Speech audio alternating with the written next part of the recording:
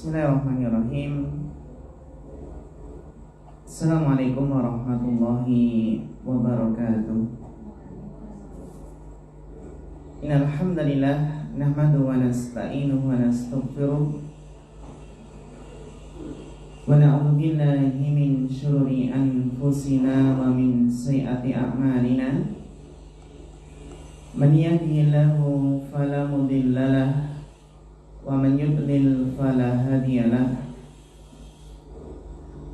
Asyhadu an la ilaha illallah wahdahu la syarikalah wa asyhadu anna Muhammadan abduhu wa rasuluh.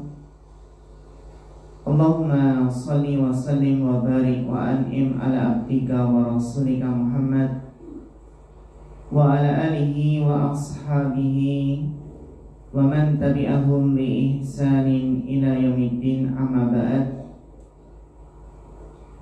Para ustadzah yang semoga senantiasa dirahmati Allah Subhanahu wa taala.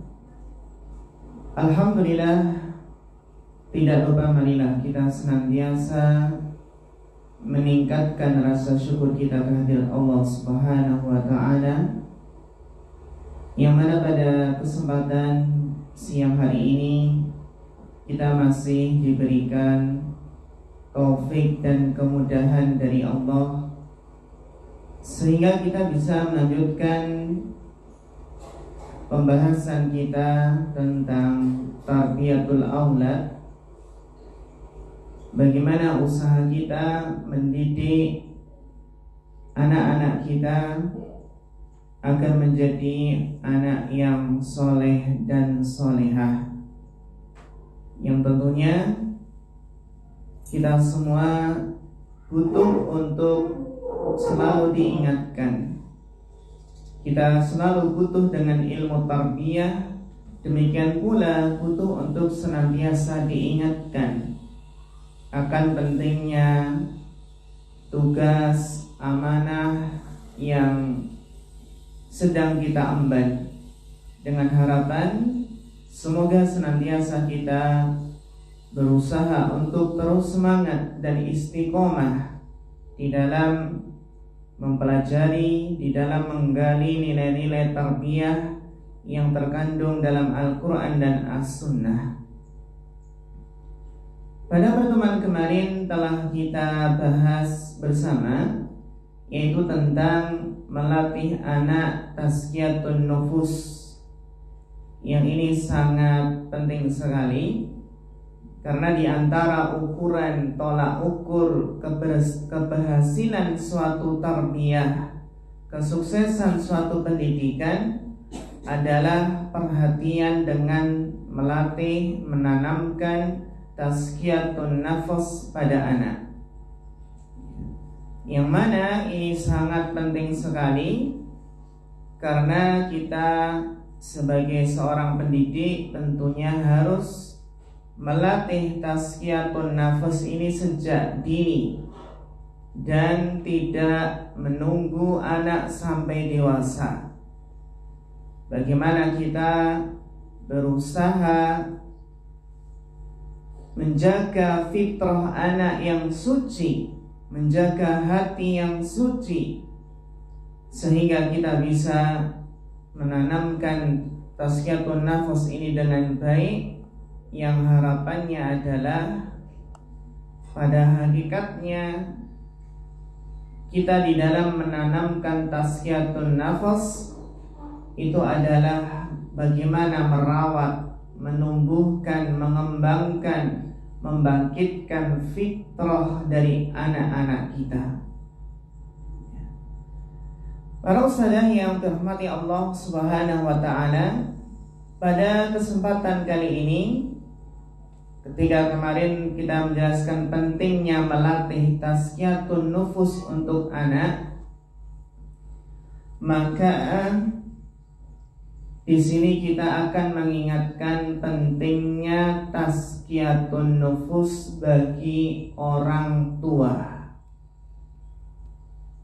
Ini penting sekali karena keberhasilan di dalam menanamkan dan melatih tazkiyatun nufus pada anak itu tergantung sejauh mana seorang pendidik, sejauh mana orang tua itu juga melatih tasfiyatun nufus yang ada dalam jiwanya, yang ada dalam dirinya. Maka para ustadzah yang dirahmati Allah Subhanahu wa taala, tazkiyatun nufus yang berkaitan dengan tarbiyah, ya, di antaranya akan kita bahas nanti bagaimana tazkiyatun nufus bagi seorang murabbi berkaitan dengan tarbiyah,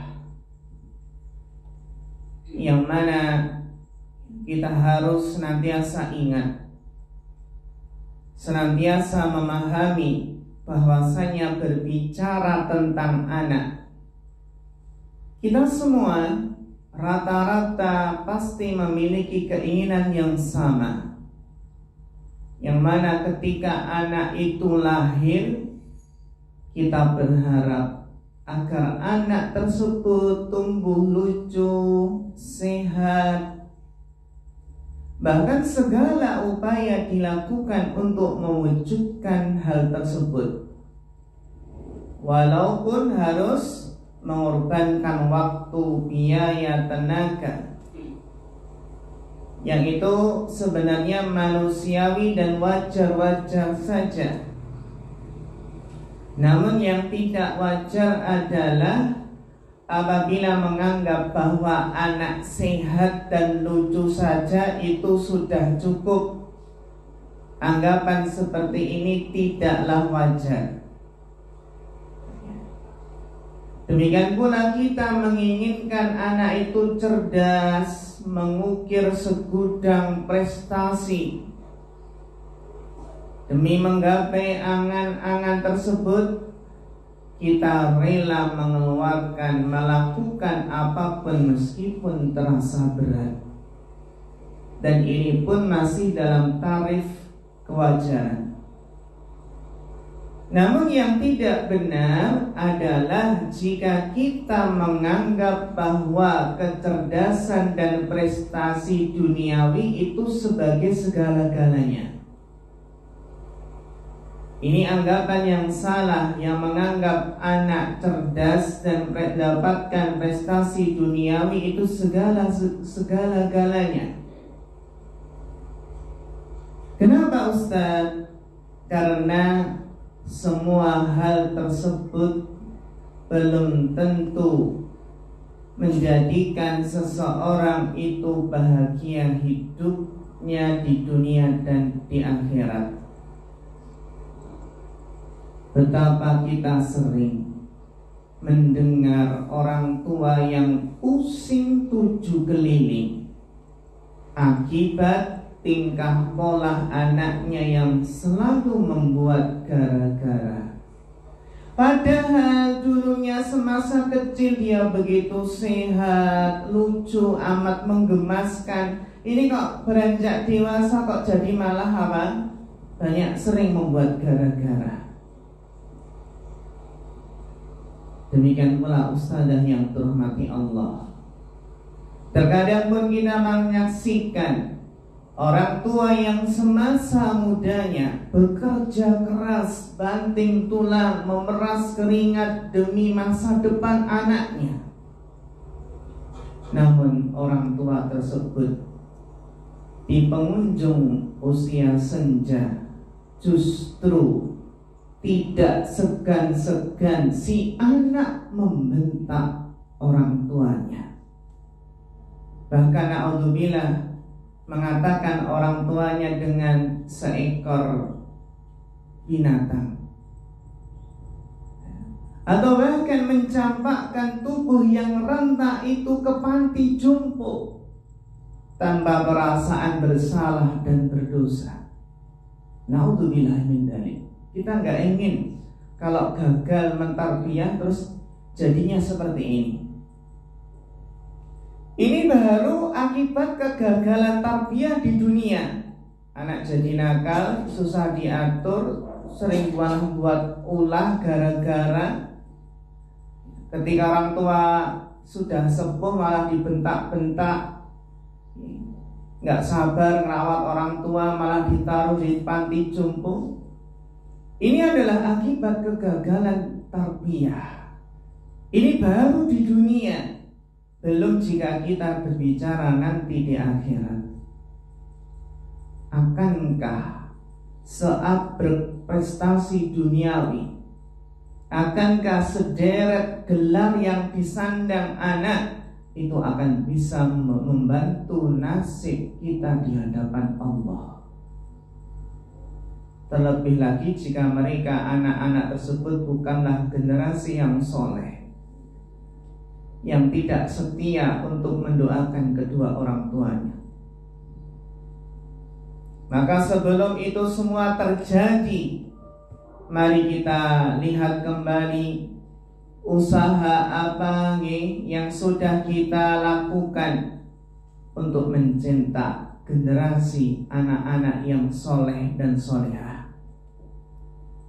Saudara yang terhormati Allah, kita menyadari bahwa mendidik anak itu membutuhkan kesungguhan, memerlukan pengorbanan, menuntut keikhlasan dan kesabaran, serta yang paling penting adalah membutuhkan ilmu yang memadai dan tentunya taufik dari Allah Subhanahu wa ta'ala. Maka mendidik anak itu materi saja tidaklah cukup. Materi tidaklah cukup untuk mencetak generasi yang handal. Sebab betapa banyak hal-hal yang tidak bisa dibeli dengan materi. Maka saudara yang berhormati Allah, kita berusaha semangat untuk berbekal ilmu yang memadai. Maka tidaklah berlebihan bila dikatakan bahwasanya ilmu tarbiyah, ilmu pendidikan anak itu adalah cabang ilmu khusus yang harus dikuasai setiap orang tua. Bahkan harus dikuasai sebelum mereka berpredikat sebagai orang tua. Jadi sebelum dikarunia anak itu sudah apa? Harus belajar ilmu tarbiyah. Nanti kelak akan jadi orang tua, agar betul-betul jadi orang tua yang sebenarnya, bukan sekedar orang yang lebih tua dari anaknya. Maka amat disayangkan betapa banyak suami yang menyandang gelar bapak hanya karena istrinya melahirkan.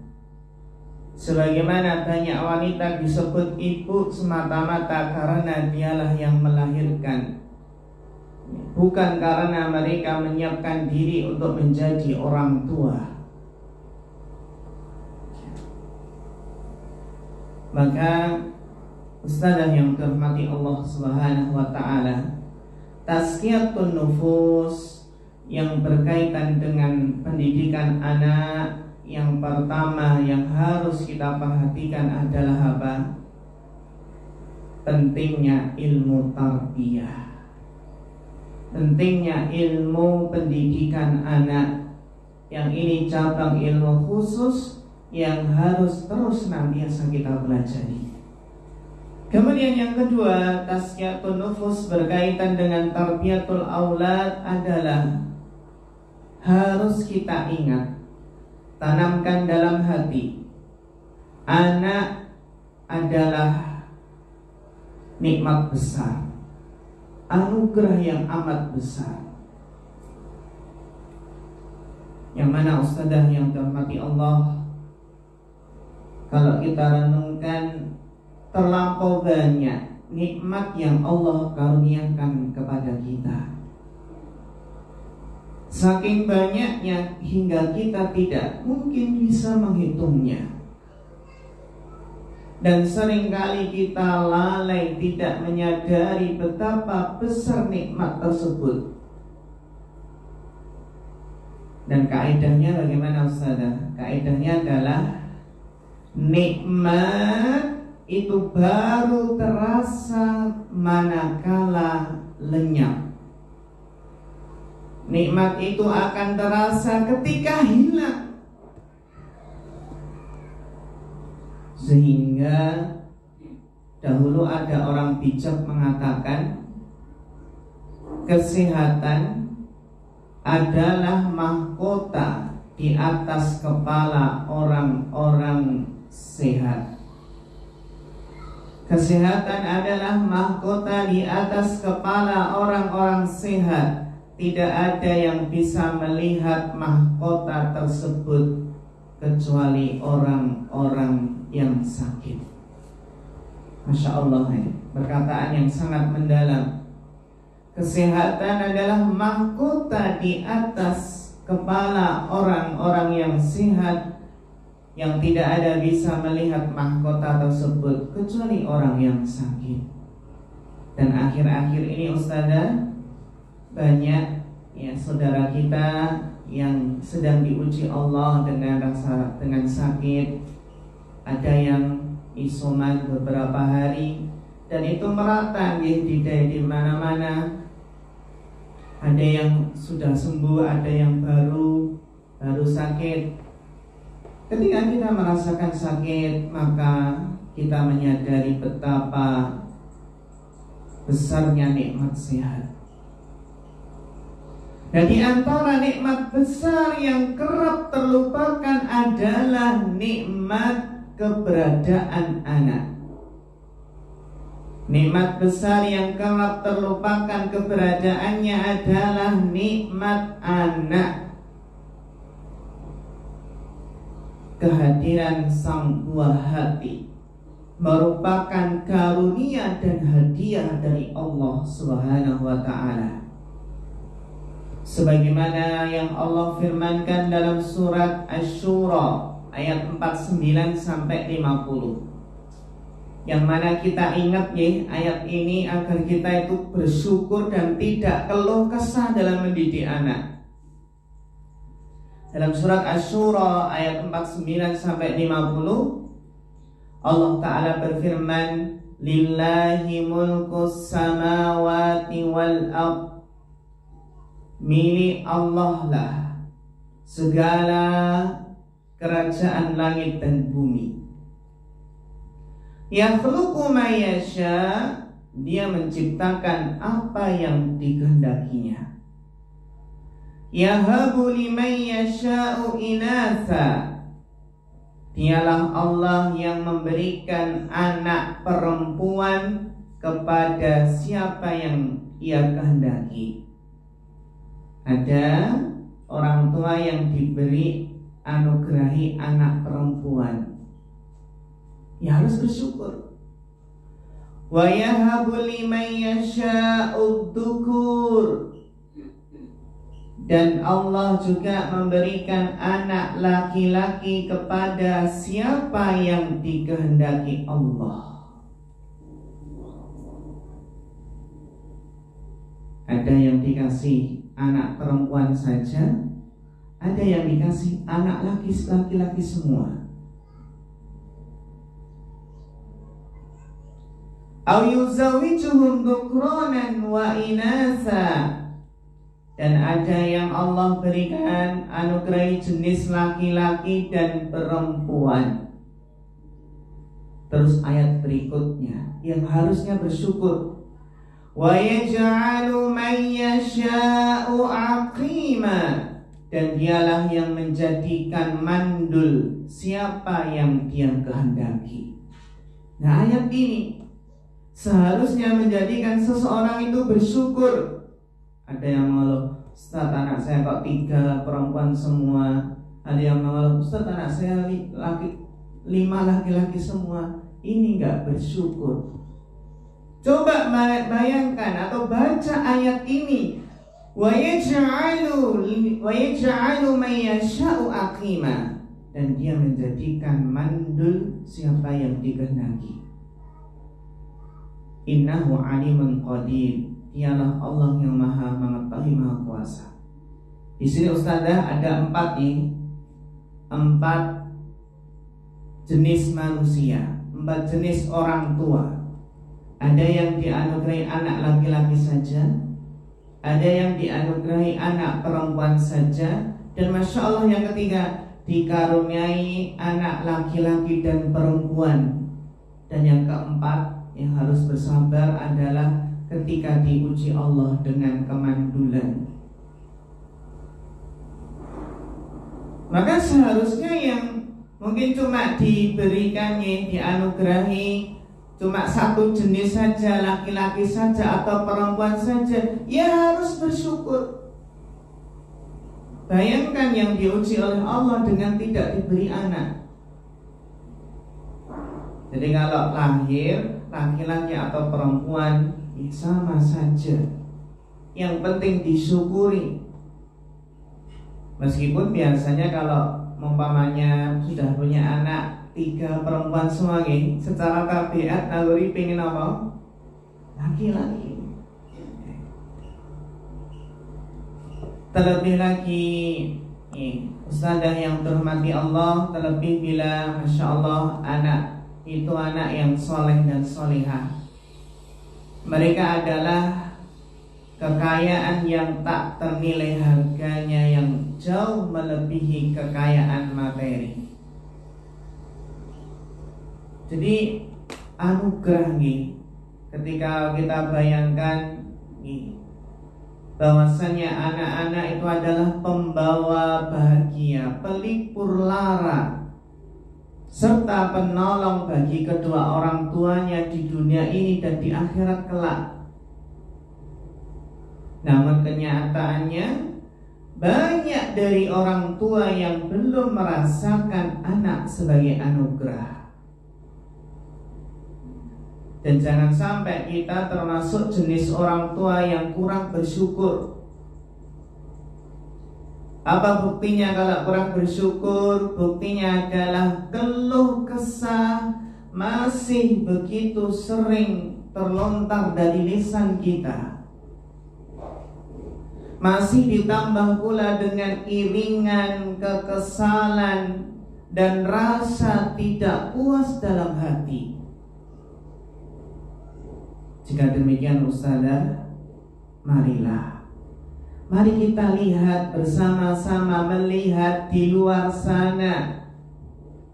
Ternyata begitu banyak pasangan yang telah berharap untuk memiliki momongan, namun Allah Ta'ala belum juga berkenan menganugerahkan momongan kepada mereka.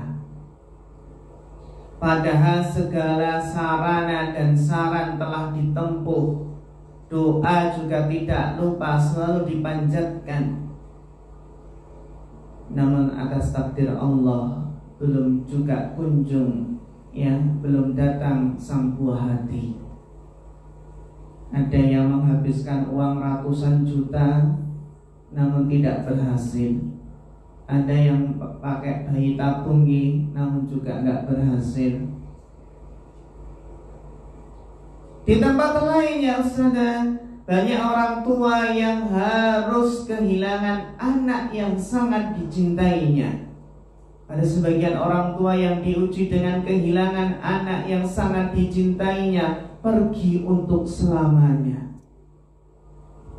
Dan ada pula yang semula anaknya itu sempurna, tiba-tiba menjadi cacat karena suatu bencana. Atau anak yang semula sehat bugar, mendadak tergeletak tak berdaya karena penyakit kronis yang tidak pernah terduga sebelumnya. Kalau kita merenungi kejadian-kejadian hal-hal tersebut tadi Ustazah, akankah kita itu terus berkeluh kesah? Banyak kekesalan yang terlontar dalam lisan kita, kurang bersyukur. Maka dari sini kita sadar bahwa ternyata anak adalah anugerah yang sangat besar. Maka tugas kita bagaimana Ustazah? Tugas kita adalah mensyukuri nikmat ini agar langgeng nikmat tersebut dan terus bertambah. Sebagaimana yang Allah jelaskan, la in syakartum la azidannakum wa la in kafartum inna adzabi lasyadid. Jika kalian bersyukur maka aku akan tambah nikmat atas kalian. Namun jika kalian kufur nikmat maka sungguh adabku amatlah pedih. Maka ustazah yang terhormati Allah, dengan rasa syukur tersebut diharapkan kita bisa lebih bersabar dalam mengasuh dan mendidik anak-anak kita dengan cara melihat di luar sana. Juga harapannya semakin membesarkan harapan kita agar anak-anak kita tumbuh menjadi anak yang soleh, yang menabur kebahagiaan bagi kedua orang tuanya. Ini tazkiyatun nufus yang kedua. Bagaimana kita ingat anak itu adalah anugerah yang sangat besar. Kita jaga nikmat tersebut agar tidak hilang dengan cara mensyukurinya dan bersabar, tidak berkeluh kesah. Kemudian tazkiyatun nufus bagi orang tua yang berikutnya, yang ketiga, yang ini harus senantiasa kita ingat. Anak adalah perhiasan sekaligus ujian. Apa? Anak itu adalah perhiasan sekaligus ujian. Coba ustazah kita renungi, alangkah indahnya minum teh ditemani suami dengan sepiring pisang goreng atau tempe goreng, sambil melihat anak-anak itu bermain riang gembira. Itu adalah keindahan yang sulit untuk digambarkan dengan kata-kata. Karena kita yakin, karena kita gak ragu, kita yakin bahwasanya anak adalah salah satu perhiasan dunia yang terindah. Seorang ayah atau seorang ibu yang merasakan penat bekerja seharian seakan lenyap tak berbekas saat pulang ke rumah bercengkrama dan bersendagurau dengan anak-anak. Itulah perhiasan dunia. Sebagaimana yang Allah firmankan, al-malu wal banuna zinatul hayatid dunya. Harta dan anak-anak adalah perhiasan kehidupan dunia. Surat Al-Kahfi ayat yang ke-46. Al-Kahfi ayat 46. Allah berfirman, harta dan anak-anak adalah perhiasan kehidupan dunia. Namun perhiasan ini kita harus waspada para ustazah yang terhormati Allah. Sebab di sisi lain, anak di samping perhiasan, anak juga merupakan ujian bagi kita. Anak adalah ujian. Sebagaimana yang Allah firmankan dalam surat At-Taghabun ayat 15. At-Taghabun ayat 15. Allah Ta'ala berfirman, al-malu wal banun, atau innama amwalukum wa auladukum fitnah wallahu indahu ajrun azim. Sesungguhnya hartamu dan anak-anakmu adalah cobaan bagimu, ujian bagimu. Wallahu indahu ajrun azim, dan Allah di sisinya pahala yang besar. Kalau kita menyadari anak adalah ujian, maka berhati-hatilah jangan sampai kita terperdaya. Sebab terkadang anak membuat seorang hamba itu jadi angkuh dan tidak mensyukuri nikmat Allah. Bahkan Ustazah, anak itu juga terkadang mendorong sang ayah untuk menghalalkan cara yang haram, seperti menyuap demi apa? Bisa masuk suatu sekolah, menyuap demi kelulusan sang buah hati, menyuap demi masa depan anak katanya, menghalalkan segala cara dengan alasan apa? Demi masa depan anak. Bahkan Ustazah yang terhormati Allah, anak itu terkadang membuat manusia menjadi kikir dan penakut saat ingin bersedekah. Maka setan datang memprovokasi. Setan membisikkan, barusan anakmu minta ini dan minta itu. Itu belum, nanti untuk keperluan anak bagaimana? Akhirnya pun ia mengurungkan niatnya untuk berinfak di jalan Allah. Padahal mungkin yang diminta anak tadi bukanlah kebutuhan yang penting, bukanlah kebutuhan primer. Maka benarlah sabda Nabi SAW, innal walada mabkhalatun majbanatun mahzanatun. Kata Nabi SAW, sesungguhnya anak mabkhalatun. Mabkhalatun artinya anak itu bisa membuat seseorang jadi bakhil.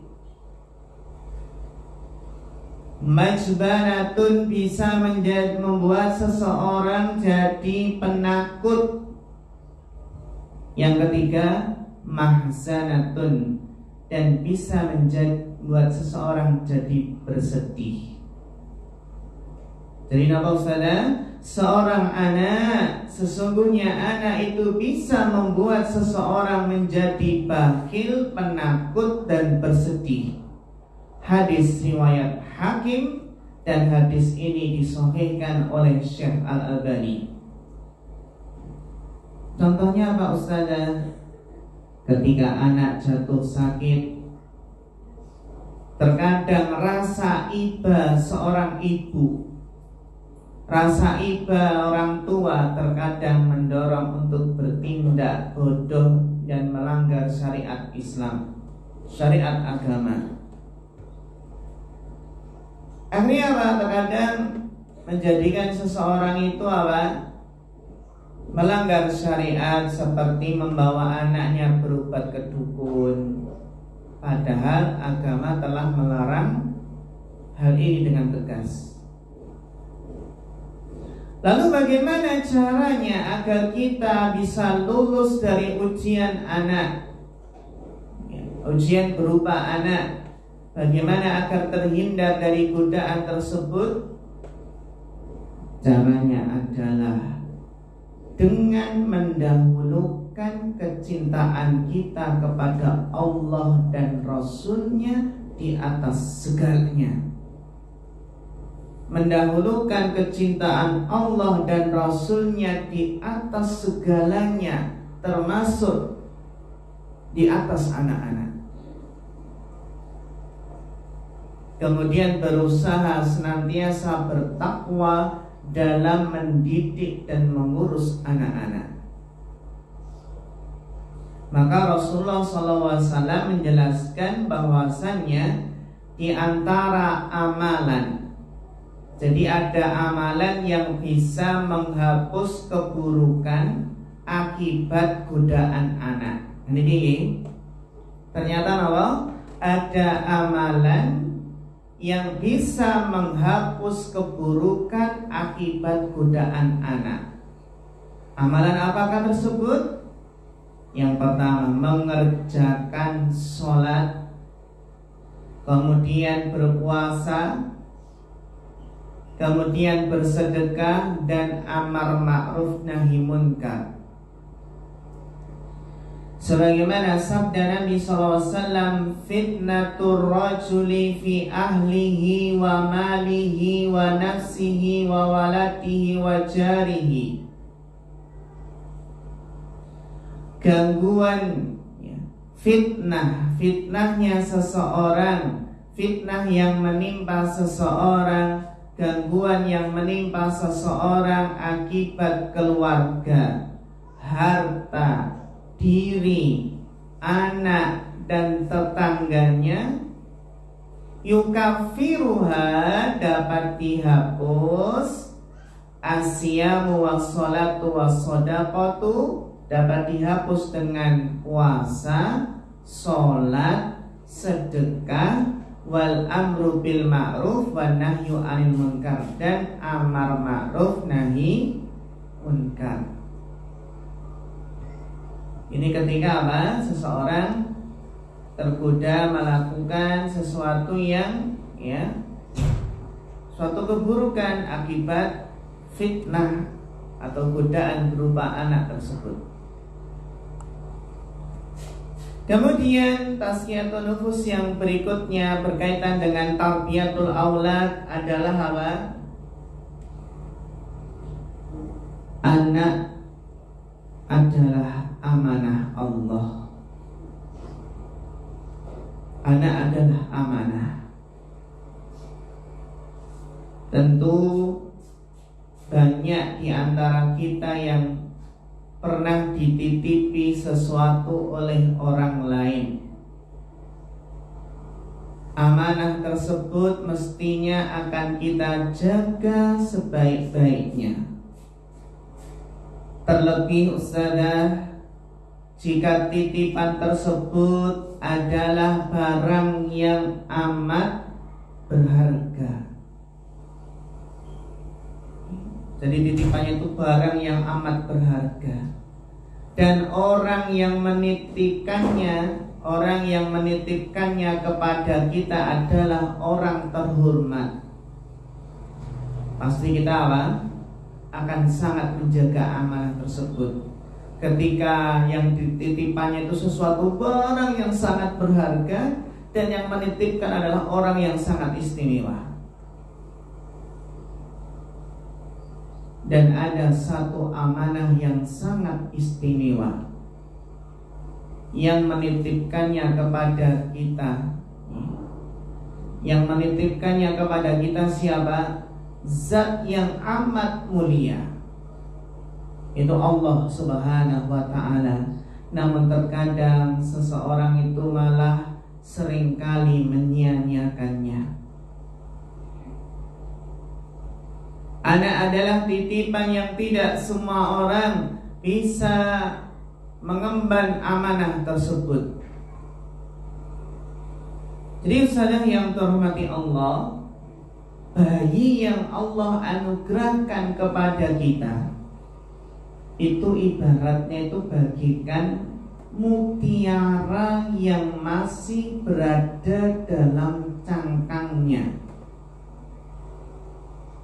Itulah anak nih.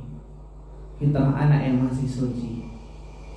Ibarat mutiara yang masih berada dalam cangkangnya, masih terjaga dari jamahan tangan-tangan luar. Hatinya masih suci, ibarat selembar kertas putih tanpa goresan apalagi ukiran. Setelah itu sedikit demi sedikit kepribadian dan perilaku anak terbentuk. Jadi kepribadian dan perilaku anak itu terbentuk sesuai dengan apa yang dilihat di komunitas terdekatnya, yaitu di dalam rumah dan lingkungannya. Sehingga Rasulullah SAW telah bersabda, "Ma min mauludin illa yuladu alal fitrah." Setiap bayi yang lahir dalam keadaan fitrah. Fa'abawahu yuhawidanihi aw yunassiranihi aw yumajjisanihi. Maka orang tuanya lah yang menjadikan dia Yahudi, Nasrani atau Majusi. Hadis sahih riwayat Bukhari dan Muslim. Nah, inilah Ustazah yang dirahmati Allah, masa-masa yang masih fitrah suci. Itulah masa keemasan yang tidak boleh disia-siakan. Dan harus kita pahami bahwasannya kesolehan anak bukanlah hadiah gratis yang turun dari langit begitu saja. Namun kesolehan anak itu membutuhkan usaha dan perjuangan dari orang tua. Ini yang harus kita pahami. Tanggung jawab orang tua itu tidak hanya sekedar memberi makan sampai kenyang, pakaian yang bagus atau rumah yang lapang. Tidak hanya itu. Tetapi di sana ada tanggung jawab yang lebih berat. Apa tanggung jawab tersebut? Tanggung jawab tersebut adalah memberikan pendidikan yang terbaik bagi mereka. Itu tanggung jawab yang lebih berat. Bagaimana memberikan pendidikan yang terbaik untuk anak-anak kita.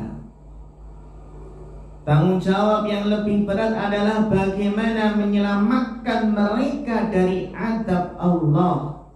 Ya ayyuhalladzina amanu qu anfusakum wa ahlikum nar. Wahai orang-orang yang beriman, jagalah dirimu dan keluargamu dari api neraka, termasuk anak-anak kita. Maka ustazah yang terhormati Allah, amanah ini kita harus ingat hadis Nabi SAW, yang mana pasti Allah akan meminta pertanggungjawaban atas amanah ini. Sebagaimana yang Nabi sabdakan, kullukum ra'in, setiap kalian adalah pemimpin. Wa kullukum mas'ulun an ra'iyatihi, dan semua akan ditanya tentang bawahannya.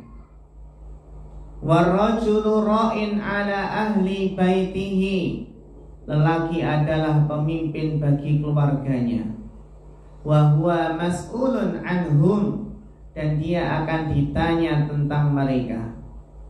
Wal mar'atu ra'iyatun ala baiti ba'liha, dan wanita merupakan penanggung jawab di rumah suaminya serta bagi anaknya.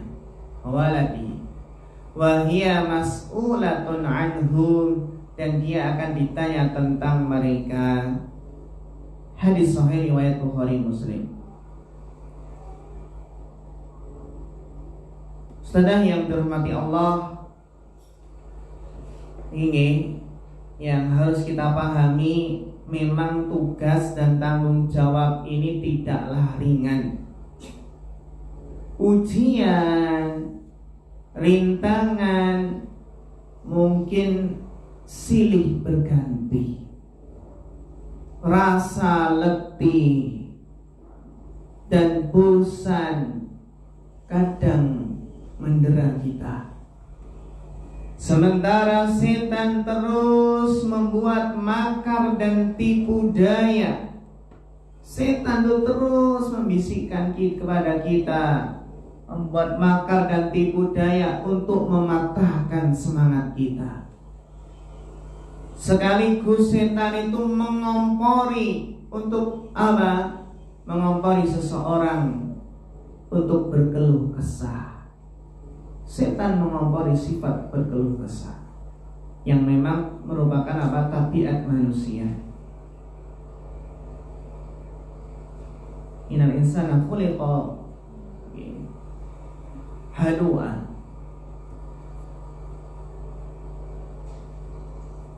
Namun apa saja, tipu daya setan harus dilawan. Kita harus berusaha menjauhi sifat keluh kesah sebisa mungkin. Sebab apa? Sebab keluh kesah itu hanya akan membawa kepada kerugian. Karena apa Ustazah? Ini penting sekali nih, poin penting. Karena sekecil apapun tugas dan tanggung jawab, bila disikapi dengan keluh kesah, amarah, perasaan tidak ikhlas, maka tugas ringan akan menjadi beban berat.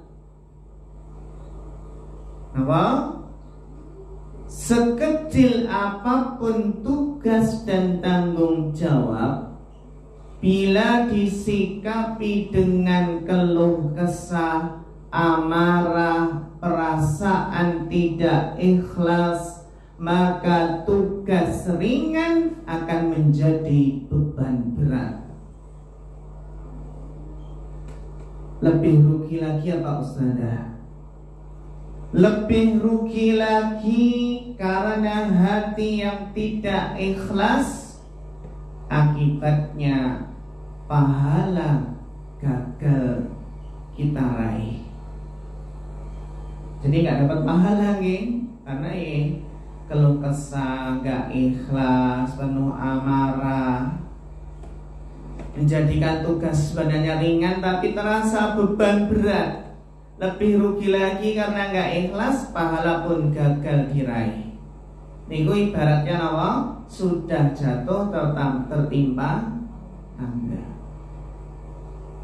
Sebaliknya Ustazah, jika tanggung jawab amanah itu dipikul dengan penuh keikhlasan, niscaya akan membawa kebaikan.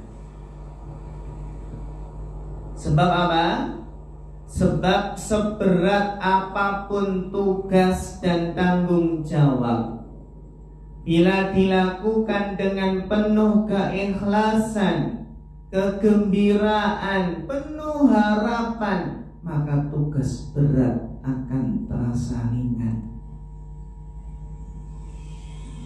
Jadi apa? Seberat apapun tugas, tanggung jawab, bila dilakukan dengan penuh keikhlasan, kegembiraan, penuh harapan, maka tugas berat akan terasa ringan. Dan lebih dari itu berkat keikhlasan hati, semua jerih payah dan setiap tetesan keringat akan bernilai pahala di sisi Allah Subhanahu wa ta'ala. Ini syaratnya pun apa? Ikhlas. Dengan keikhlasan hati, semua jerih payah, setiap tetesan keringat akan bernilai pahala di sisinya. Ini namanya apa? Keberuntungan di atas keberuntungan. Coba kita ingat nanti bagaimana akibat apa kalau seseorang itu bisa ikhlas, sabar, akan memetik hasilnya. Di dunia pekerjaan terasa nikmat, di dunia pekerjaan terasa nikmat, dan bisa mencicipi buah manis kebaktian anak. Jadi kita sekarang berjuang. Bagaimana kita itu berjuang, berkorban, berletih-letih, bercapek-capek mendidik anak. Terkadang kita karena mungkin pekerjaan di kantor, di sekolah banyak, ya terkadang kita mau didik anak, ngajarin anak, mungkin sudah capek. Tapi coba kita ingat-ingat, bagaimana nanti kelak kita akan mencicipi buah manis kebaktian anak. Terlebih nanti di akhirat, maka insya Allah akan menuai limpahan pahala. Ya, Masya Allah. Kemudian tasqiyatun nufus yang terakhir. Ini penting yang harus kita ingat bahwasannya kesolehan orang tua itu adalah modal utama dalam mendidik anak. Kesolehan orang tua itu modal utama dalam mendidik anak. Ya, kita semua punya keinginan dan cita-cita yang sama, ingin agar keturunan kita itu menjadi anak yang soleh dan soleha. Semua orang ingin anaknya itu soleh. Namun terkadang kita lupa bahwa modal utama untuk meraih cita-cita mulia tersebut ternyata adalah kesolehan dan ketakwaan kita sebagai orang tua. Jadi modal utama untuk meraih cita-cita anak soleh dan soleha, modal utamanya adalah kesolehan dan ketakwaan orang tua. Maka alangkah lucunya manakala kita berharap anak menjadi soleh dan bertakwa, sedangkan kita sendiri berkubang dalam maksiat dan dosa. Karena kesolehan jiwa dan perilaku orang tua itu mempunyai andil yang sangat besar dalam membentuk kesolehan anak. Kenapa Ustazah? Sebab ketika anak itu membuka matanya di muka bumi ini, yang pertama kali ia lihat adalah ayah dan bundanya. Sehingga manakala ia melihat orang tuanya berhias dengan akhlak yang mulia serta tekun beribadah, niscaya itulah yang akan terekam kuat dalam benak anak. Dan insya Allah itu juga yang akan dipraktikkan anak dalam kesehariannya. Ingat, pepatah mengatakan buah tidak akan jatuh jauh dari pohonnya. Buah tidak akan jatuh jauh dari pohonnya. Maka betapa banyak ketakwaan pada diri anak disebabkan ia mengikuti ketakwaan kedua orang tuanya. Jadi kita harus ingat bahwasanya karakter dasar manusia, terutama anak kecil, itu suka meniru. Contoh dalam aplikasi nyata manakala ada orang tua menginginkan anaknya rajin untuk sholat 5 waktu, maka bagaimana caranya ya? Diajak berangkat ke masjid. Bukan hanya dengan berteriak memerintahkan anak, nah pergi ke masjid, sedangkan orang tuanya asyik nonton televisi. Jika kita berharap anak rajin membaca Al-Quran, maka ramaikanlah rumah dengan lantunan ayat-ayat suci Al-Quran yang keluar dari lisan ayah, dari lisan ibu, dari lisan kakak, ataupun kaset atau radio. Jangan malah menghabiskan hari-hari dengan membaca koran diiringi lantunan musik, nyanyian. Kalau kita ingin anak itu jujur dalam berkata, maka hindarilah berbohong sekecil apapun. Karena tanpa disadari ternyata banyak orang tua yang sering membohongi anak untuk menghindari keinginannya.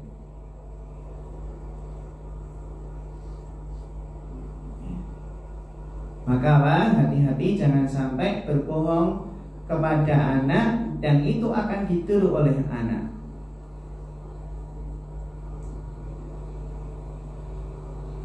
Maka ustazah yang dirahmati Allah Subhanahu wa taala, bacanya adalah ibda binafsik. Mulailah dari dirimu sendiri. Memulai dari diri kita sendiri. Sehingga ustazah yang dirahmati Allah Subhanahu wa taala, ini yang perlu kita pahami.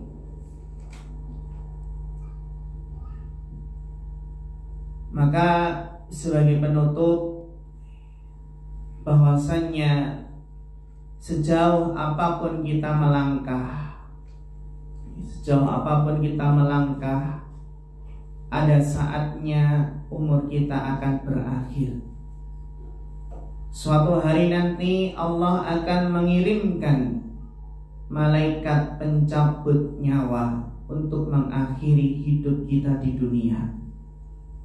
Saat itu tangis haru kehilangan akan pecah dari orang-orang yang mencintai kita. Namun sebesar apapun kecintaan mereka kepada kita, tetap saja mereka tidak akan mau menemani kita di liang kubur. Tinggallah kita dalam kesendirian di sebuah ruang yang sempit dan pengap, ditemani hewan-hewan tanah. Amalan terputus dan kesempatan menambah pahala telah pupus. Tetapi terimalah kabar gembira. Terimalah kabar gembira, wahai para orang tua yang soleh, yang semasa hidupnya tidak pernah lelah untuk mendidik anaknya hingga tumbuh menjadi generasi yang soleh. Bergembiralah bahwa pahala akan terus mengalir ke tabunganmu, walaupun jasadmu telah lapuk dimakan tanah. Kuburanmu akan terasa lapang dan terang benderang, sebagaimana yang Rasulullah SAW sabdakan, idza matal insan in qata'a anhu amaluhu illa min salasatin. Jika manusia meninggal, maka akan terputuslah amalannya kecuali 3 hal. Illa min shadaqatin jariyah, kecuali sedekah jariyah, au ilmin yuntafa'u bih, ilmu yang bermanfaat, au waladin salih yad'ulah, anak soleh yang mendoakannya. Hadis sahih riwayat Muslim. Maka kita harus ingat agar tidak putus asa, semangat dalam mendidik anak. Ingat bahwasanya setiap anak melakukan ibadah, melakukan kebajikan, akan selalu mengalir pahalanya kepada orang tua. Sebab orang tuanya lah yang mengajarkan kebaikan tersebut. Kata Nabi SAW, man dana ala khairin falahu mislu ajri fa'ilihi. Barang siapa menunjukkan kepada kebaikan, maka ia akan mendapatkan pahala seperti orang yang melakukannya. Hadis riwayat Muslim. Bahkan harus senantiasa kita ingat agar semangat, bersabar, tidak keluh kesah dalam mendidik anak. Ternyata doa anak soleh, doa anak soleh yang itu hasil jerih payah orang tua, akan bisa mengangkat derajat orang tua di surga. Sebagaimana sabda Nabi Sallallahu Alaihi Wasallam, Inna Allah azza wa jalla la yarfa'u darajata lil 'abdi salih fil jannah. Sesungguhnya Allah azza wa jalla akan mengangkat derajat hamba yang soleh di surga. Kenapa Allah angkat derajatnya? Fayaqulu ya Rabbi, maka orang tersebut bertanya, wahai Rabbi, anna li hadhihi. Orang tua tersebut tanya, wahai Rabbi, wahai Rabbku, apakah yang membuat aku menempati derajat ini? Kok dapat derajat tinggi seperti ini? Fayaqul, kemudian dia menjawab, bistighfari waladika laka, lantaran doa anakmu yang memohonkan ampunan untukmu. Masya Allah. Jadi doa anak yang soleh, yang senantiasa berdoa memintakan ampun untuk kedua orang tua, itu bisa mengangkat derajat orang tua di surga. Hadis riwayat Ahmad dan dihasankan oleh Syekh Albani. Dan sebagai penutup, ustazah yang terhormati Allah, cita-cita terbesar kita, harapan kita terbesar, bagaimana kita masuk surga bersama-sama dengan seluruh anggota keluarga yang kita cintai. Sebagaimana yang Allah firmankan, jannatu adnin yadkhulunaha wa man salaha min abaihim wa azwajihim wa dzurriyyatihim wal malaikatu yadkhuluna alaihim min kulli bab. Dan surga-surga Aden, mereka masuk ke dalamnya bersama dengan orang soleh dari nenek moyangnya, pasangan-pasangannya, dan keturunannya.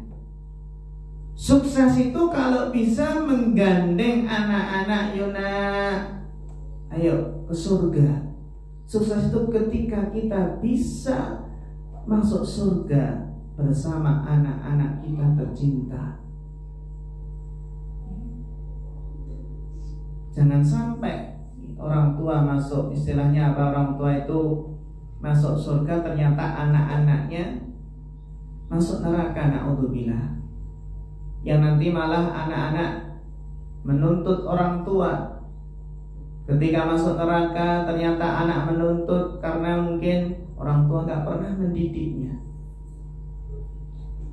Maka apa? Sebagai orang tua yang semangat dalam mendidik anak, maka selamat menyambut kabar gembira tersebut. Wahai para orang tua yang soleh, yang memiliki anak yang soleh dan soleha. Demikian ustazah yang terhormati Allah, berkaitan tazkiyatun nufus untuk orang tua nih dalam mentarbiyah anak. Mudah-mudahan bermanfaat dan mengingatkan kita semua. Sebelum kita akhiri, barangkali ada pertanyaan, kita persilahkan. Nggih, monggo.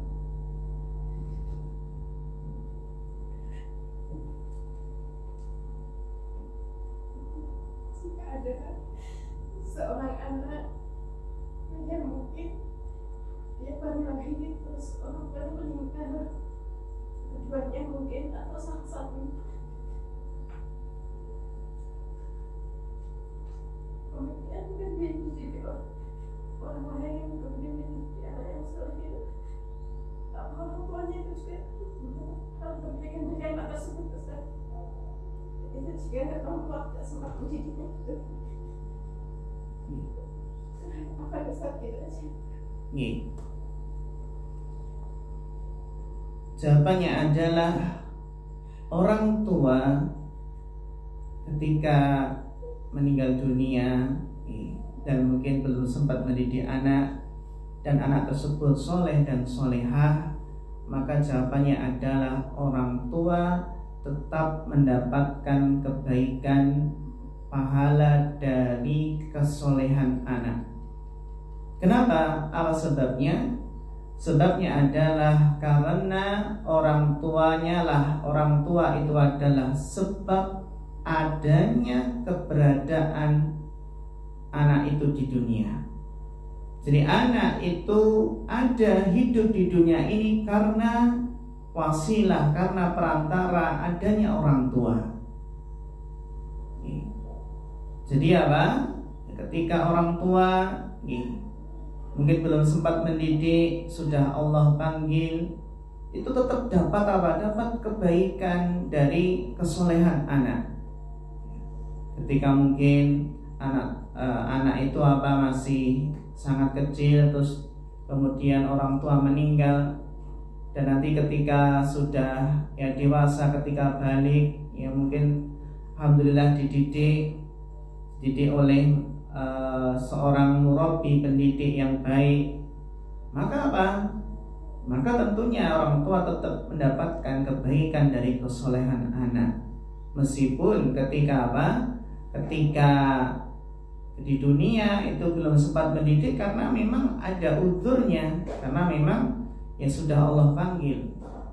Namun dengan syarat orang tua tersebut harus soleh dan solehah. Dalam artian apa? Orang tua harus juga beriman kepada Allah dan mau beribadah kepada Allah Subhanahu wa taala.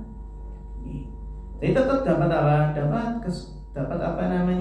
kebaikan. Contoh mungkin seorang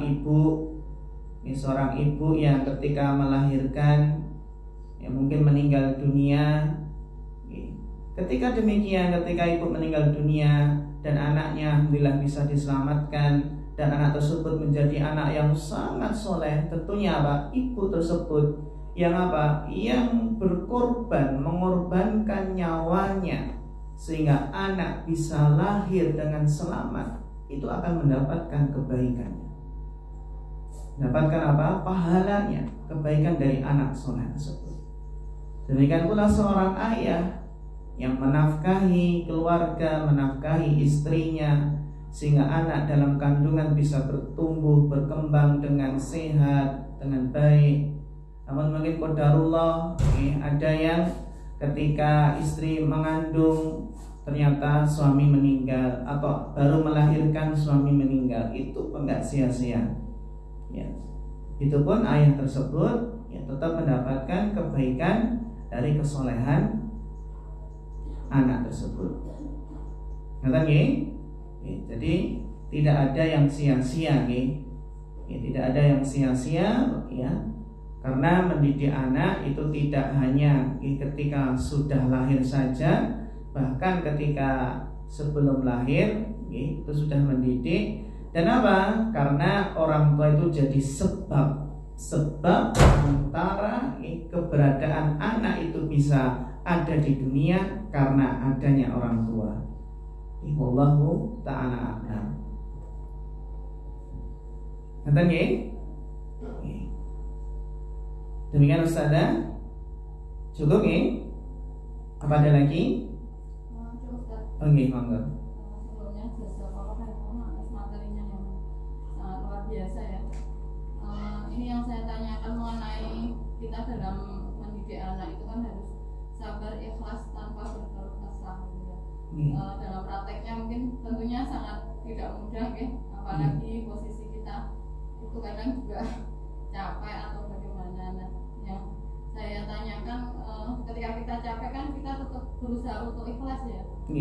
Nah, ini mungkin kayak tahapan-tahapannya supaya kita tetap mencapai derajat ikhlas ya, karena setahu saya itu kebaikan kan memang harus kita paksa supaya mencapai derajat ikhlas. Nah, dalam hal ini mungkin istilahnya kayak itu tadi lah, supaya kita itu tetap tidak mengeluh, karena dalam prakteknya 1-2 kali kita tetap dalam kondisi mengeluh. Itu aja Ustaz. Masya Allah, pertanyaan yang sangat bagus sekali.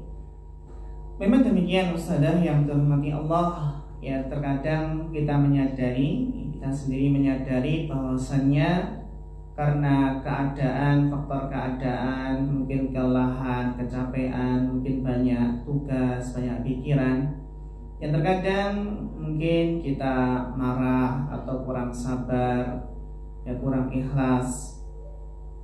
Itu adalah manusiawi, adalah manusiawi, karena yang namanya semangat itu naik turun. Ada masa-masa semangat dan ada masa-masa lemah. Yang penting dalam hal ini, kita ketika merasa futur atau lemah, kita berusaha tetap berada di atas sunnah. tetap berada di atas jalur yang benar dan tidak keluar.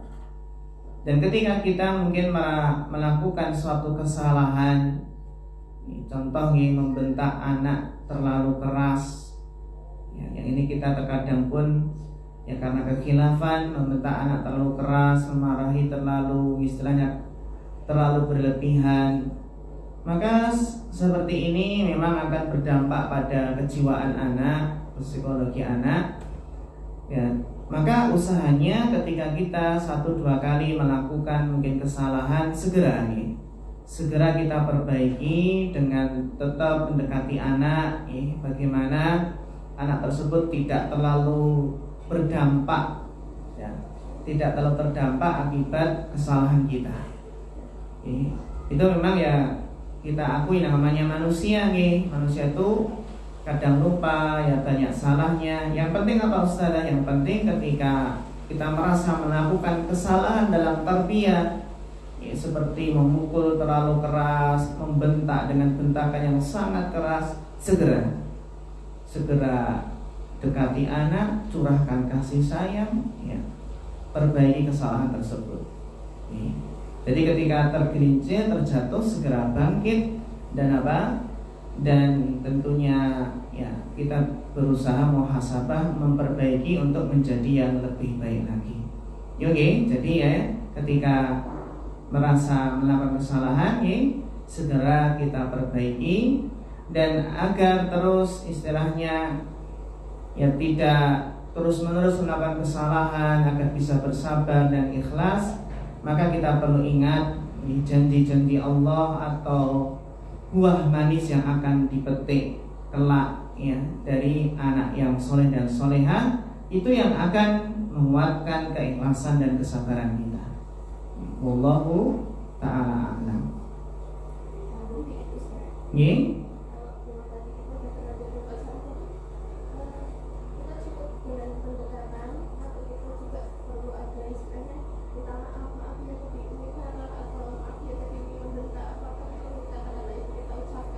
Selain kita tadi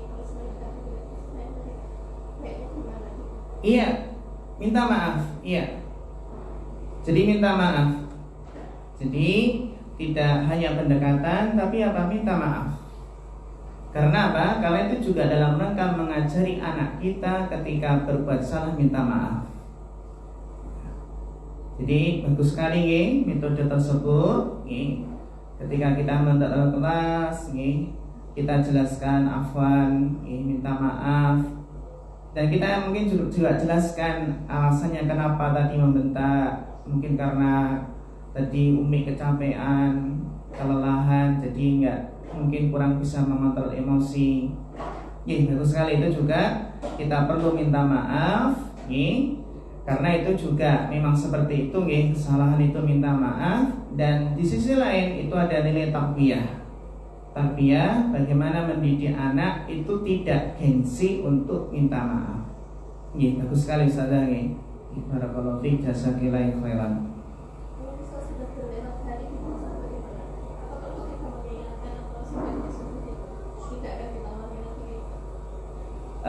Bisa, tapi yang penting mencari momen yang pas, yang tepat. Kata jadi bisa, terutama mencari momen yang pas, yang tepat, gitu, ketika memang ada pada saat-saat nyantai atau saat-saat kita dekat dengan anak-anak, bisa, bisa kita sampaikan. Yang penting momennya yang tepat. Wallahu ta'ala.